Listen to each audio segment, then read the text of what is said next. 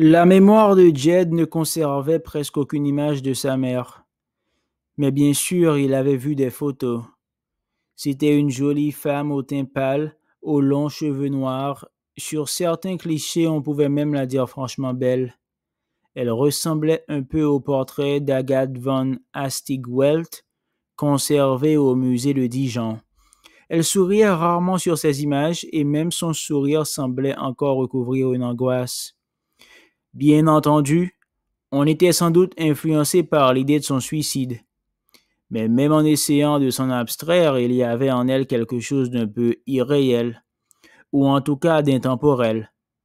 On l'imaginait facilement dans un tableau du Moyen Âge ou de la Renaissance primitive. Il paraissait par contre invraisemblable qu'elle ait pu être adolescente dans les années 1960, qu'elle ait pu posséder un transistor ou aller à des concerts de rock. Pendant les premières années suivant sa mort, le père de Jed avait essayé de suivre le travail scolaire de son fils, avait programmé des activités le week-end, au McDonald's ou au musée. Puis, presque inéluctablement, les activités de sa firme avaient pris de l'ampleur. Son premier contrat dans le domaine des stations balnéaires clé en main avait été un succès éclatant. Non seulement les délais et les devis initiaux avaient été respectés, ce qui était déjà en soi relativement rare, mais la réalisation avait été unanimement saluée pour son équilibre et son respect de l'environnement. Il avait eu des articles dithyrambiques dans la presse régionale, comme dans les revues d'architecture nationale, et jusqu'à une pleine page dans le cahier Style de Libération.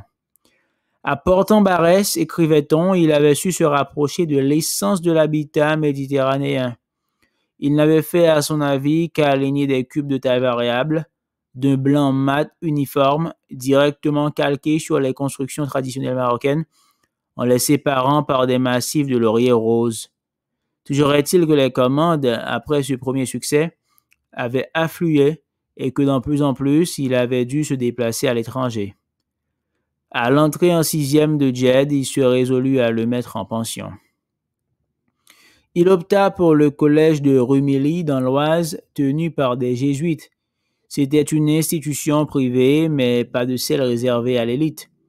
D'ailleurs, les frais de scolarité restaient raisonnables, l'enseignement n'était pas bilingue, les équipements sportifs n'avaient rien d'extravagant.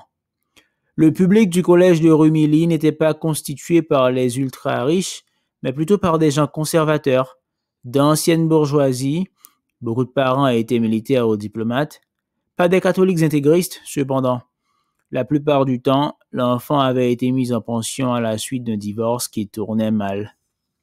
Austère et plutôt laid, les bâtiments offraient un confort raisonnable. En chambre à deux dans les petites classes, les élèves bénéficiaient d'une chambre individuelle dès leur entrée en troisième. Le point fort de l'établissement, l'atout majeur de son argumentaire, c'était le soutien pédagogique qu'il offrait à chacun de ses élèves. Et le taux qu'il offrait à chacun de ses élèves, et le taux de réussite au baccalauréat, c'était en effet, depuis la création de l'établissement, toujours maintenu au-dessus de 95%. C'est entre ces murs et à de longues promenades sous le couvert extrêmement sombre des allées de sapins du parc que Jed allait passer ses années d'adolescence, studieuse et triste. Il ne se plaignait pas de son sort et n'en imaginait pas d'autre.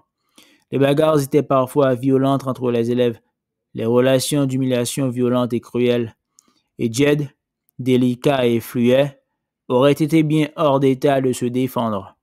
Mais le bruit s'était répandu qu'il était orphelin, qui plus est orphelin de mère, et cette souffrance qu'il ne connaissait pas intimidait ses condisciples.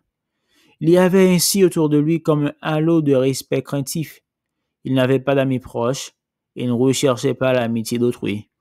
Il passait par contre les après-midi entières dans la bibliothèque et à l'âge de 18 ans, son baccalauréat une fois obtenu, il avait une connaissance étendue, inhabituelle chez les jeunes gens de sa génération, du patrimoine littéraire de l'humanité. Il avait lu Platon, Eschyle et Sophocle. Il avait lu Racine, Molière et Hugo. Il connaissait Balzac, Dickens, Flaubert, les romantiques allemands, les romanciers russes. Plus surprenant encore, il était familier des principaux dogmes de la foi catholique, dont l'empreinte sur la culture occidentale avait été si profonde, alors que ses contemporains en savaient en général un peu moins sur la vie de Jésus que sur celle de Spider-Man. Cette impression qu'il donnait d'une gravité un peu désuète devait favorablement disposer les enseignants qui eurent à examiner son dossier d'admission aux beaux-arts. Ils avaient à l'évidence affaire à un candidat original, cultivé, sérieux, probablement travailleur. Le dossier en lui-même, intitulé 300 photos de quincaillerie, témoignait d'une surprenante maturité esthétique. Évitant de mettre en avant l'éclat des métaux et le caractère menaçant des formes, Jed avait utilisé un éclairage neutre, peu contrasté, et photographié les articles de quincaillerie sur un fond de velours gris moyen.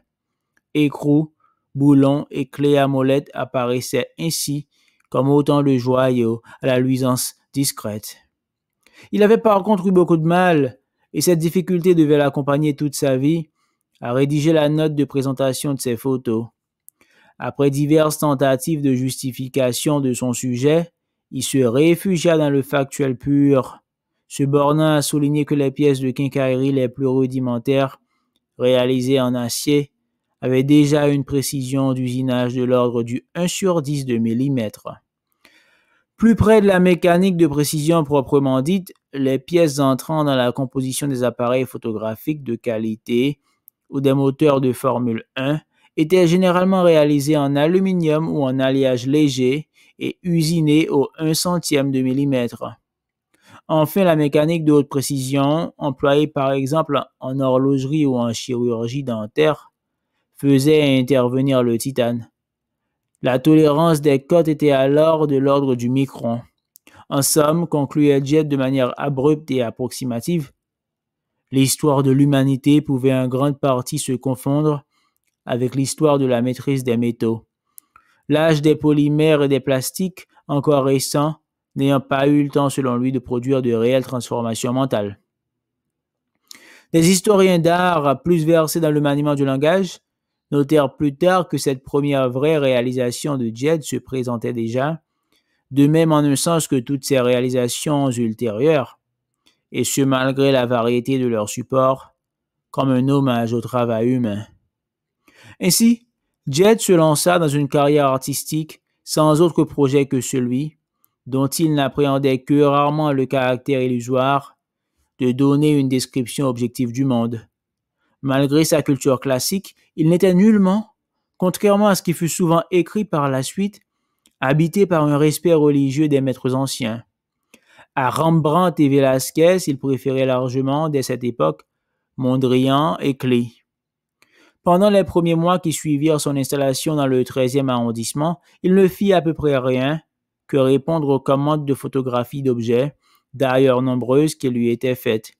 Et puis un jour, en déballant un disque dur multimédia Western Digital qui venait de lui être livré par Porter, et dont il devait fournir des clichés sous différents angles pour le lendemain, il comprit qu'il en avait fini avec la photographie d'objets, au moins sur le plan artistique. Comme si le fait qu'il en soit venu à photographier ces objets dans un but purement professionnel, commercial, invalidait toute possibilité de les utiliser dans un projet créateur. Cette évidence brutale, autant qu'inattendue, le plongea dans une période dépressive, d'intensité faible, au cours de laquelle sa principale distraction quotidienne devint le visionnage de Questions pour un champion, une émission animée par Julien Lepers. Par son acharnement, son effarante capacité de travail, cet animateur initialement peu doué, un peu stupide, au visage et aux appétits de bélier, qui envisageait plutôt à ses débuts une carrière de chanteur de variété et en gardait sans doute une nostalgie secrète, était peu à peu devenu une figure incontournable du paysage médiatique français. Les gens se reconnaissaient en lui, les élèves de première année de Polytechnique comme les institutrices à la retraite du Pas-de-Calais, les bikers du Limousin comme les restaurateurs du Var. Il n'était ni impressionnant, ni lointain. Il se dégageait de lui une image moyenne et presque sympathique de la France des années 2010. Inconditionnel de Jean-Pierre Foucault, de son humanité, de sa rondeur Matoise, Jed devait néanmoins convenir qu'il était, de plus en plus souvent, séduit par Julien Lepers.